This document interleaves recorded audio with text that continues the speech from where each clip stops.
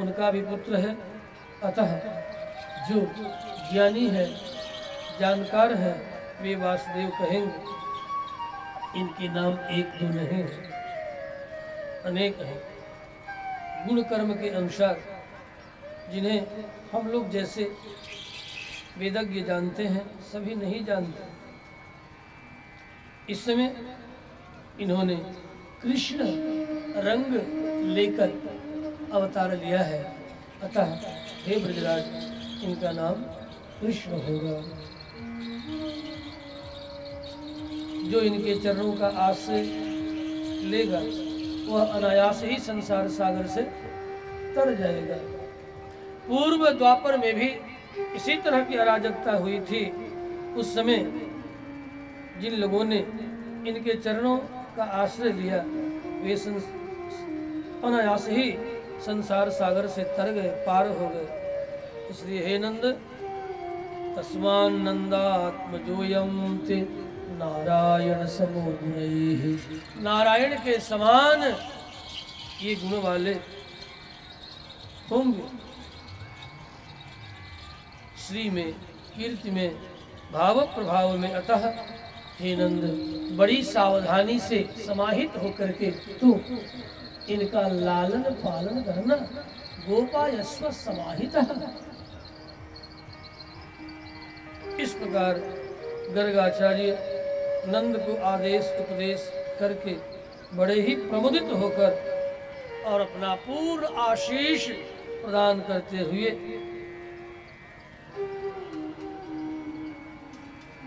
साथ ही अपने आप को भी आज पूर्ण आशीष से युक्त, अवश्य ही मेरे पूर्वजों का आज पुण्य जागृत हो गया, मेरा भी। नंद नंदन परमानंद श्री कृष्ण चंद्र का मुझे दर्शन प्राप्त हो रहा है। पुनः गर्गाचार्य भगवान श्री कृष्ण का नाम धाम स्मरण करते हुए अपने घर प्रमुदित होकर के प्रस्थान करते हैं। कृष्ण गौशाला में जाते, क्योंकि गौशाला में ही नामकरण हुआ है, इसलिए घर के कामों इधर उधर उलझ गई यशोदा रोहिणी। इतने में एक गाय के पूंछ को पकड़ करके कृष्ण जोर से पकड़ लिए हैं। ये गाय खड़ी हो गई। ये कोई और नहीं थी, ये उन्हीं की प्यारी गंगी गाय खड़ी होकर के और अपने पूंछ को चक्राकार अर्ध चक्राकार नचाने लगी। इतने में रोहिणी यशोदा देखती है, व्याकुल हो जाती है, कहीं छूट गया तो क्या होगा, क्या होगा, क्या होगा। इतने में नंद जी दौड़ करके आते हैं और आकर के झट कमर पकड़ करके छाती से चिपका लेते हैं और कहते हैं, अभी अभी गर्गाचार्य कह गए थे गोपा यस्व समाहितः, हम असावधान हो गए, कहीं बालक को कुछ हो गया होता तो आज मैं क्या करता, मेरा तो हाय प्राण ही निकल गया होता। लेकिन भला ये गाय हानि पहुंचाने वाली नहीं, ये तो गायों ने अपने ममत्व से मानो कृष्ण को अपने पकड़े हुए पूंछ से खिलाया है, हलराया है, दुलराया है, खिलाया है। गायें भी इस तरह कृष्ण को खिलाती हैं। बकैया बनके कभी कभी खड़े हो जाते, कभी कभी बकैया बनके गिर जाते।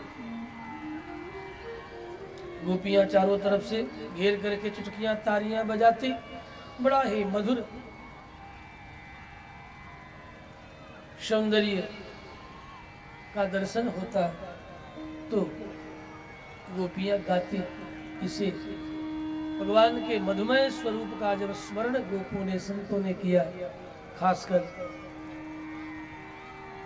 श्रीमन वल्लभाचार्य जी महाराज, उन्होंने इस दृश्य को अपने ध्यान में देखा तो गोपाष्टक मधुराष्टक इनके श्रीमुख से झरझर झरझर करके निर्झरित हो गया। दो पंक्ति का स्मरण करते हैं।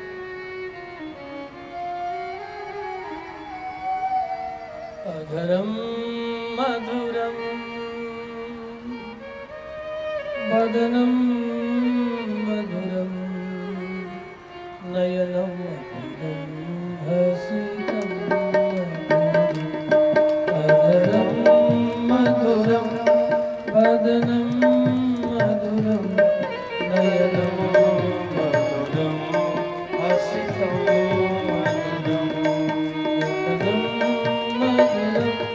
हृदयं मधुरं मधुराधिपतिरखिलं मधुरं गमनं मधुरं मधुराधिपतिरखिलं मधुरं मधुरं बापुरास्य विभो मधुरं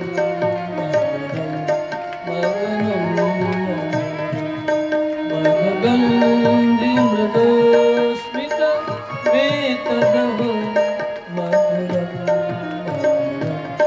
मधुरम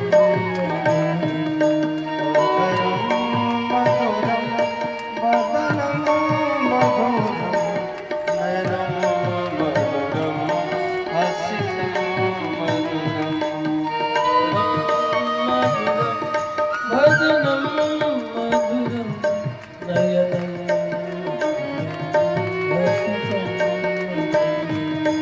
हृदयं मधुरं गमनं मधुरं मधुराधिपतिरखिलं मधुराधिपतिरखिलं मधुराधिपतिरखिलं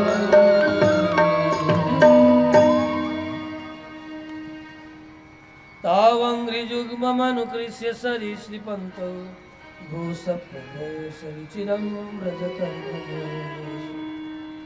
तन्नादहृष्टमनसावनुश्रीकृतं मुग्धप्रभीतोरुगेयपुरन्तिनाथो।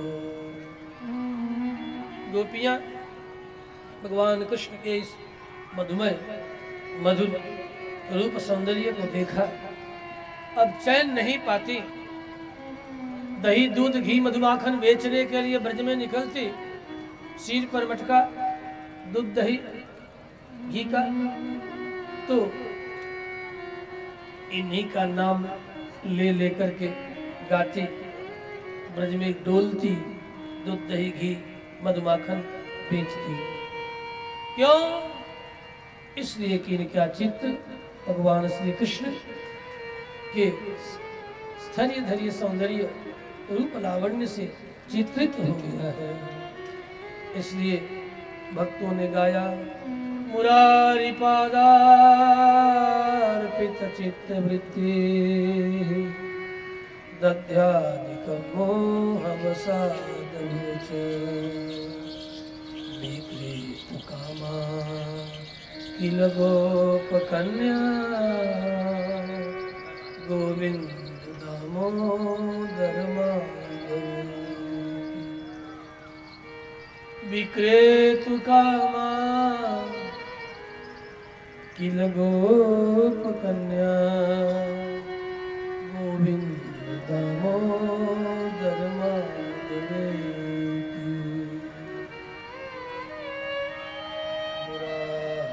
मुरारिपादार्पित चित्तवृत्ति दध्यादिकं मोहवसादमुच।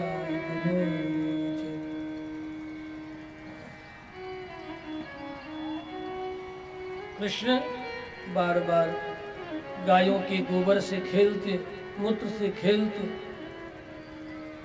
इस दृश्य को बड़े बड़े ज्ञान संपन्न लोग देखते हैं तो कहते हैं, उत्प्रेक्षा करते हैं कि बड़े बड़े ज्ञानियों के यज्ञादि कृत्यों में बुलाने पर भी नहीं जाते, लेकिन जब गाय रिभाती है, बछड़े जब हम्मा हम्मा करके पुकारते हैं तो भागते दौड़ते कृष्ण कन्हई चले जाते हैं। अब तो दौड़ने लगे हैं कृष्ण, गाय जब बोलती है तो ये भी बोलते हैं, ब्रूषे गोधन कृतैः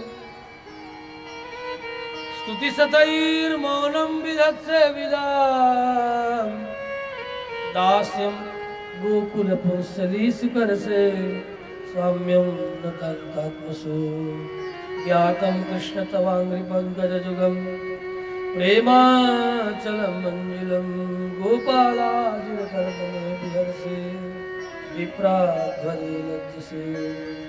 गर्गाचार्य तक गोपियों के इस प्रेम को देख करके आश्चर्य में पड़ गए। चलते चलते स्वगृह जाते समय देखा, अरे ये तो बड़ा अजब है। जब गोपियां पुकारती, कई बार देखा गर्गाचार्य ने, ओ कन्हैया, गाय रे भाती तो दौड़ते और गोपियां पुकारती तो दौड़ते। ओ कान्हा, जरा गोबर की टोकरियां तो उठा दे मेरे सिर पे। गोबर की टोकरी उठाने के लिए कृष्ण दौड़ पड़ते, अभी आए, अभी आया, ठहर जा, अभी आया। अब दौड़ते, बंसी को खस में कमर में और दौड़ जाते। कहते, अरे धीमरी, तू बड़ी मोटी है, इसलिए गोबर भी बड़े बड़े टोकरियों में उठाती है और मुझे को उठवाने के लिए बुलाती है। सुन, इसके बदले में तू क्या देगी हमें?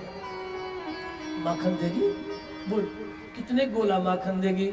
इस गोपी ने कहा, जितनी टोकरियां गोबर के उठाओ मेरे सिर, उतने गोले तुझे मिलेंगे।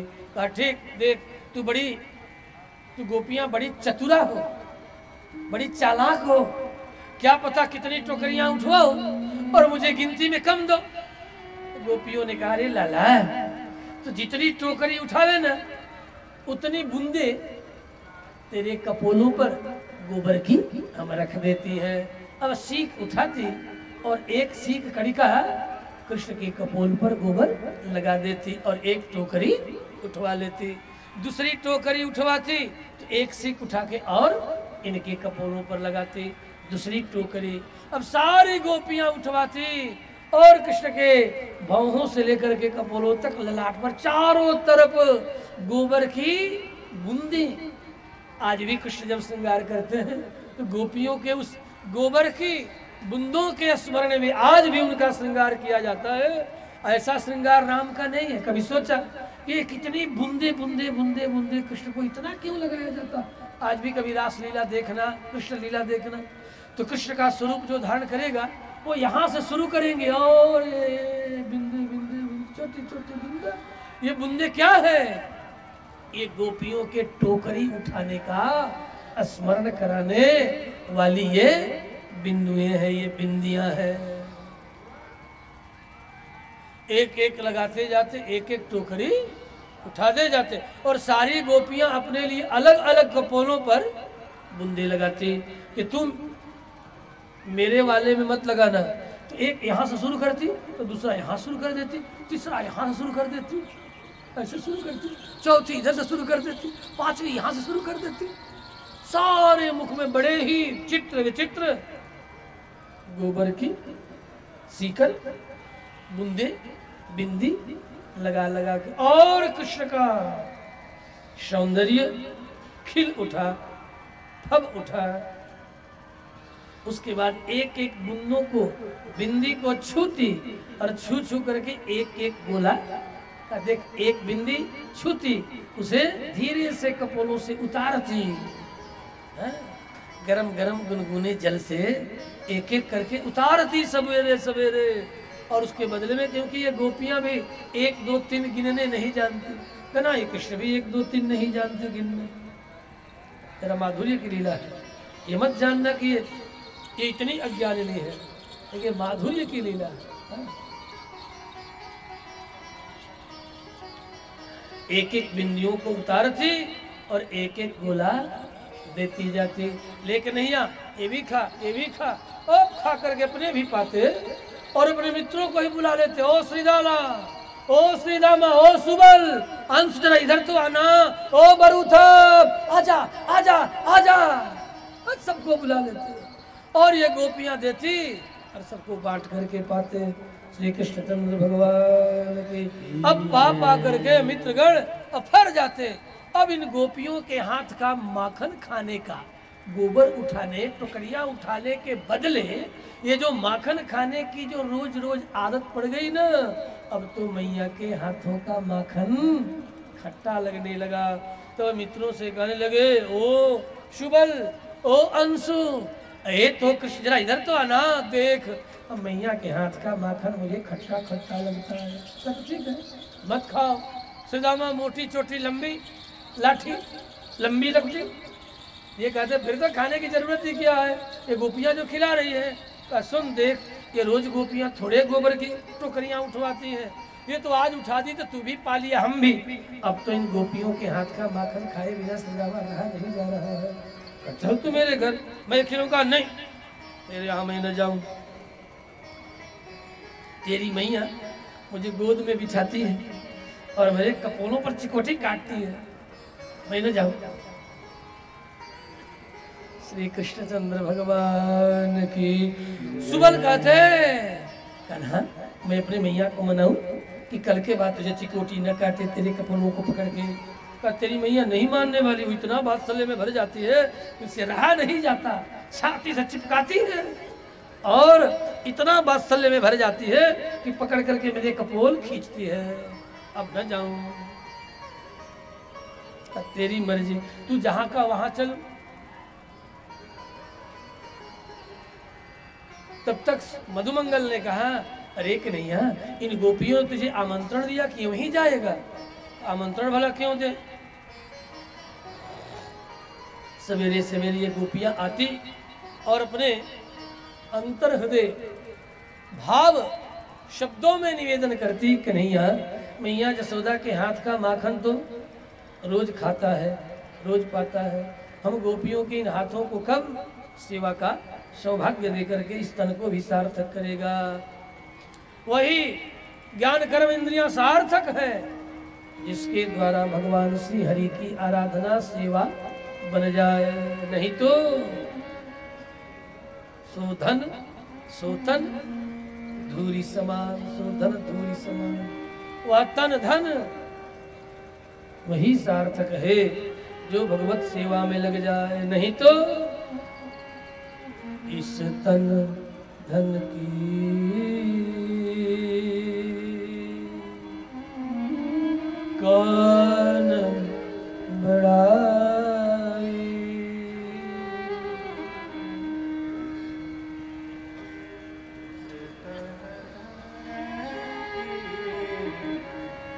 बैरागी, इस तन धन की कौन बढ़ाए, इस तन कौन बढ़ाए। देखत नहीं माटी मिलाई, इस तन धन कौन बढ़ाए, इस तन धन कौन बढ़ाए।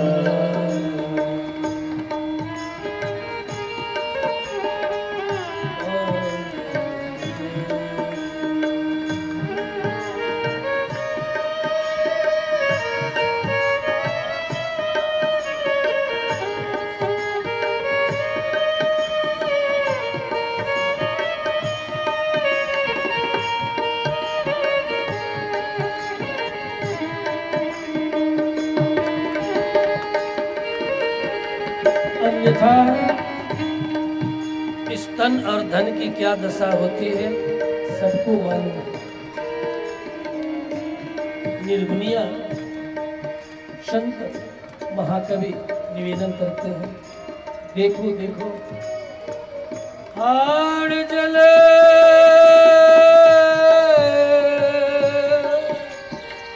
हाड़ जले जैसी सूखी जले शुरू की आहार जले सूखी लकड़ी के संजले जैसे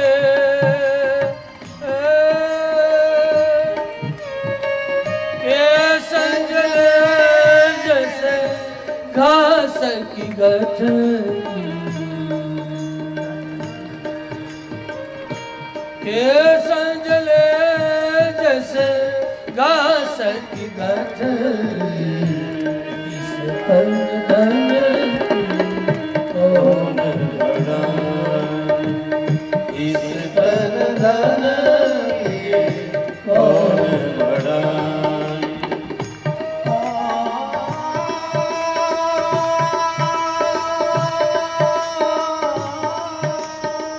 जितना कमा के रख लो लेकर के कोई जाने वाला नहीं, यहीं रह जाए। इसलिए कुछ सत्कर्म कर लो, शुभ कर्म में खर्च कर लो, यज्ञ याजनादि कर्मों में लगा दो।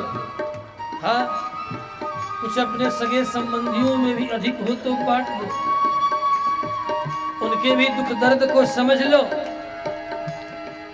उनकी भी सेवा कर लो। नहीं तो अपने खातिर महल बनायो, फिर क्या होगा? ते बोल गए, श्वास ठहर गया। यही लोग जल्दी कहेंगे जल्दी करो, ले चलो मसान, श्मशान ले चलो। अपने खातिर महल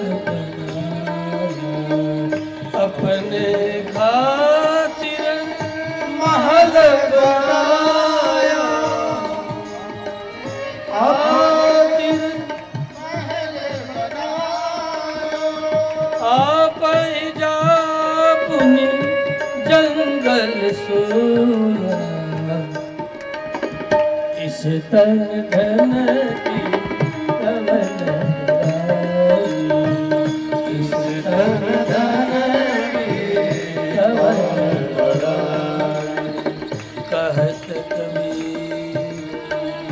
कहत कबीर। सुनो भाई दुनिया, मर गए आप तो गई सब दुनिया। कहत कबीर, कहत कबीर, कहत कबीर।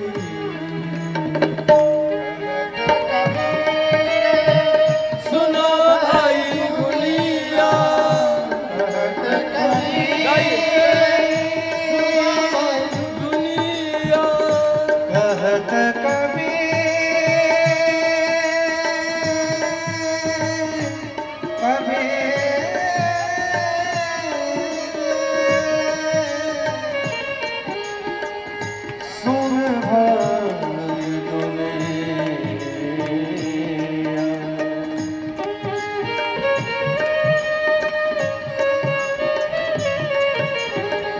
आप मुए फिर डूब गई दुनिया,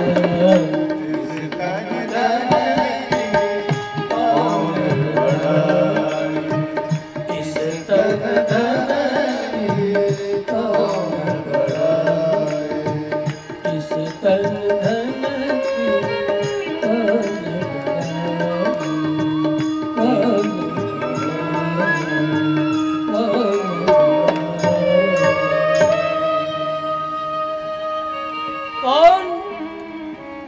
कौन मुकड़ करके डोल रहे हो? कौन सी बड़ाई है? बड़ाई तभी है जब ये तन और धन ठाकुर की सेवा में लग जाए। इसलिए गोपियां प्रार्थना करती, मित्रों की टोली तैयार, गोपियां माखन सजा कर के मटके में प्रतीक्षा कर रही हैं। कृष्ण आ गए, देखा ऊपर लटक रहा है, उखल लुढ़काया, खड़ा किया, पीढ़ा रख दिया, छलांग लगाए, खड़े हो गए, चढ़, फिर भी ऊंचा, नीचे उतर गए, कहने लगे, ओ सीतामा आ इधर आ, इधर आ, तू खड़ा हो जा इस उखल पर, तो तेरे ऊपर मैं और तब पकड़ लूंगा, शिकर उतार लूंगा।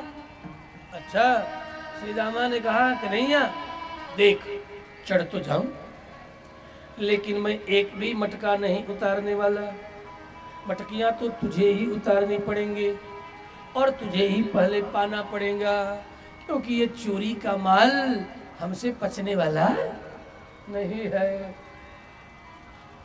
कन्हैया जरा नाराज हुए, अरे सीतामा ये चोरी का माल कैसे हुआ?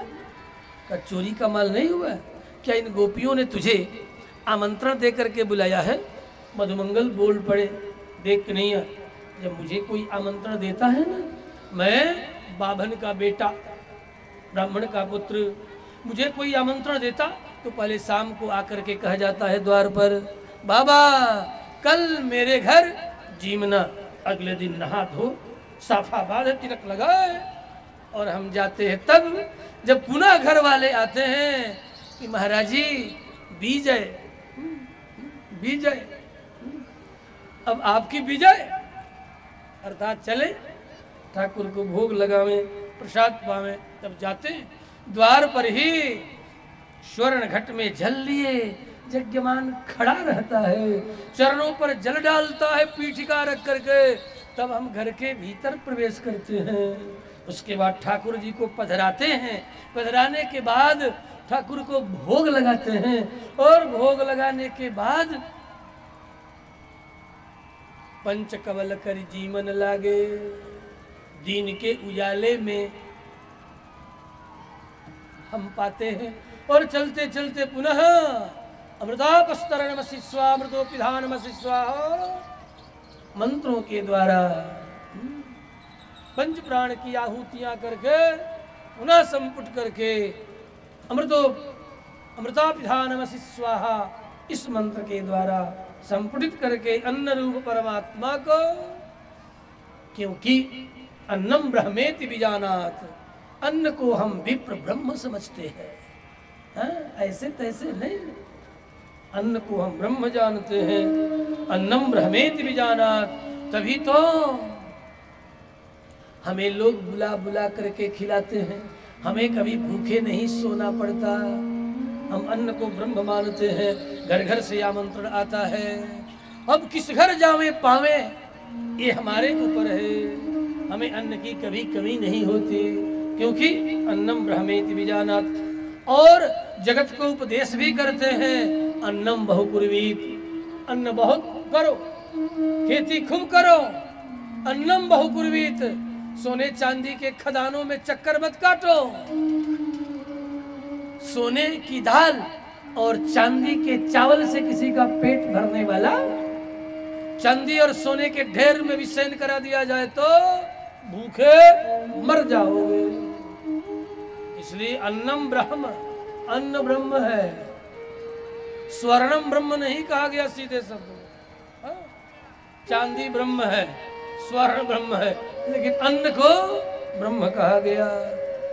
अन्न ईश्वर का वाचक है। और कलियुग में तो खास कला वन्नगता प्राणा, कलियुग में अन्नगत प्राण है, इसलिए अन्न की महिमा कली में अधिक है। अन्न और जल न मिले तो थोड़े ही देर में आंखें टक जाएगी, ब्लड प्रेशर लो हो जाएगा, मुख से वाणी नहीं निकलेगी, साए साए करने लगोगे, और कहीं पानी अधिक कम हो गया तो बेहोशी भी छा जाएगी। ऊपर से 4 बोतल ईश्वर दयाल जी ठप देंगे पानी, आंखें खुल जाएगी।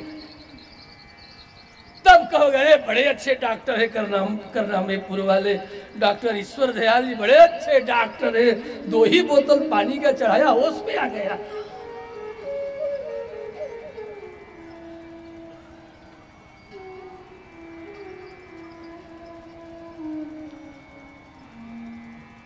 मधुमंगल कह रहे हैं, अन्नम ब्रह्मेति विजानात्, अन्नवान भवते, आयतनवान भवते, मतिमान भवते। जो अन्न के कणों को अपमानित नहीं करता है वही मतिमान बनता है। हमारे यहाँ ऋषि कणाद हुए, एक एक बगुले के तरह बगुला बन करके लंबे लंबे चोंच वाले और एक एक कणों को धरती के दरारों से चुन चुन करके निकालते थे। ऋषि सांडिल्य शील और उंच इन दोनों वृत्तियों में इनके पास ये उंच वृत्ति से जीने वाले खेत कट कर निकल जाए, गृहस्थ लेके चले जाएं, खेतों में जो कुछ भी अन्न के कण बालियां पड़ी रह जाएं, ये तब से प्रथा है। अब अन्न की बालियों पर भी अन्य लोगों ने कब्जा कर लिया है। अब तो बड़े बड़े मशीनों से काटा जा रहा है। अब तो खेतों में अन्न की बालियां भी नहीं रही। यदि कोई ऋषि पुत्र चाहे कि मैं उच्च वृत्ति पर जीवन जीऊं तो संभव नहीं है, क्योंकि अब मशीनों से खेती और मशीनों से कटाई, और यदि कहीं कुछ बच गया डंठल इत्यादि तो आग लगाई। बहुत गलत हो रहा है। आग मत लगाओ। मैं दक्षिण में देख रहा हूं धान के खेतों में, गेहूं के खेतों में आग लगाते हुए। इससे खेत की उर्वरा शक्ति नष्ट होती है। बंधुओं, आप कैसे किसान हो कि खेतों में आग लगाते हो?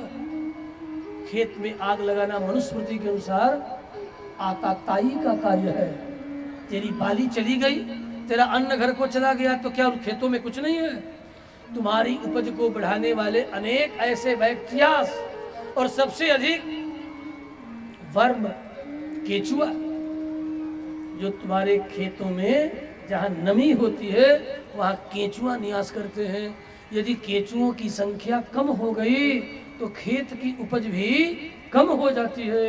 इसलिए खेत में आग मत लगाओ, श्रम करके उसे हटाओ, उसे सड़ने का अवसर भले दो, लेकिन आग लगाकर एक तो वैसे ही खेती में अनेक तरह की हिंसा होती है। बध्यते यास्तु बाह्यतः, मनु जी ने कहा है।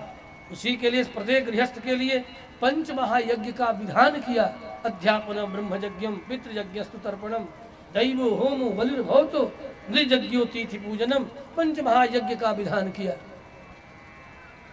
कि पंच महायज्ञ करना चाहिए, क्योंकि प्रत्येक गृहस्थ जो खेती करते हो तो न करते हो तो भी, क्योंकि सोने और चांदी पर तो हाथ फिरते नहीं, उसी से जीते नहीं ना। किसी किसान के द्वारा की गई खेती के अन्न और जल को ही खाते हो। भले तुम नौकरी करो, दिल्ली कलकत्ता बंबई व्यापार करो, लेकिन खाते क्या हो? अन्न। किसी बड़े से बड़े फैक्ट्री में फूड प्रोसेस करके, फूड प्रोसेसिंग के द्वारा पैकेज बना करके तेरे घर आ गया, तो क्या किसानों का मूल्य कम हो गया? प्रोसेसिंग से, फूड प्रोसेसिंग। इस अंधेपन में किसी को नहीं रहना चाहिए, न उद्योगपतियों को रहना चाहिए, और यही भ्रम पैदा किया जा रहा है पूरे देश में। अरे प्रोसेसिंग करके क्या करेगा?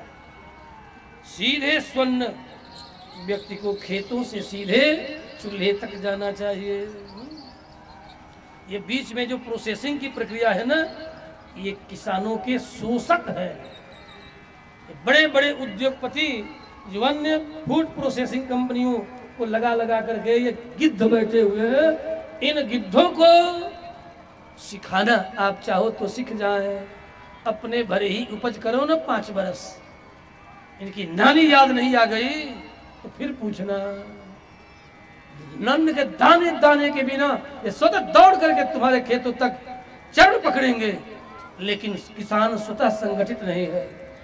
एक बार भारत का किसान संगठित होकर अपने लिए एक बार खेती करके उपजा ले, संगठित होकर के 5 वर्ष सारा काम बंद कर देंगे, कुछ भी नहीं करेंगे, खेती भी नहीं करेंगे, करने भी नहीं देंगे।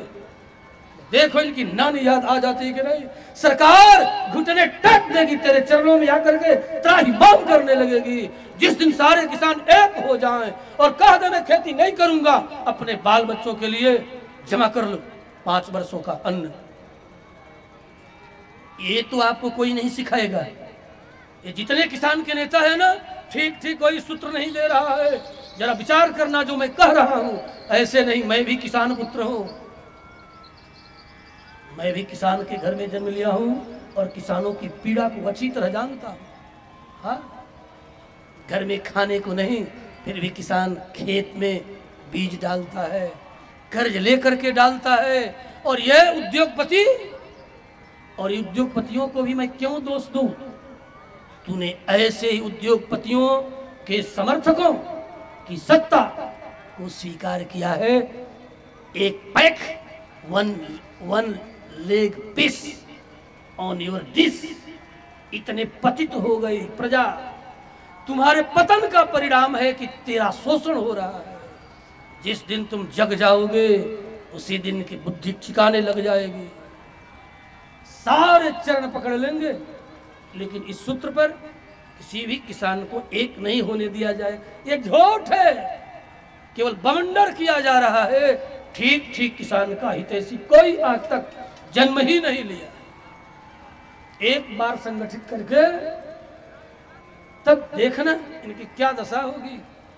सबको एक साथ संगठित होकर के 5 वर्ष के लिए अपने घरों में अन्न को सुरक्षित कर लो, अपने बाल बच्चों को खिलाने के लिए।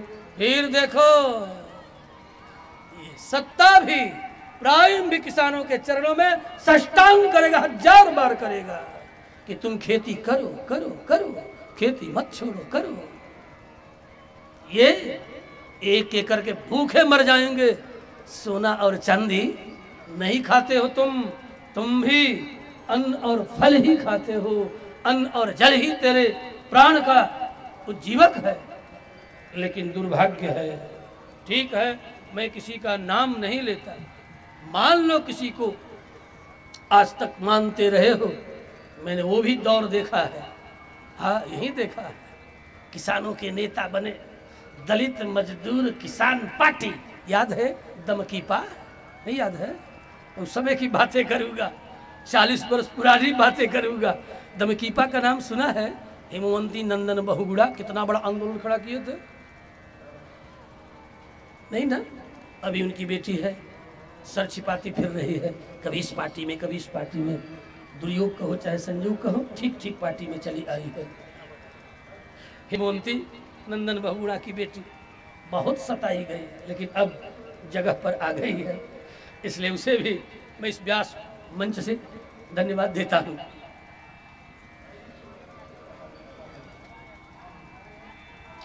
श्री कृष्ण चंद्र भगवान की। अरे कृष्ण के बड़े भैया कौन है?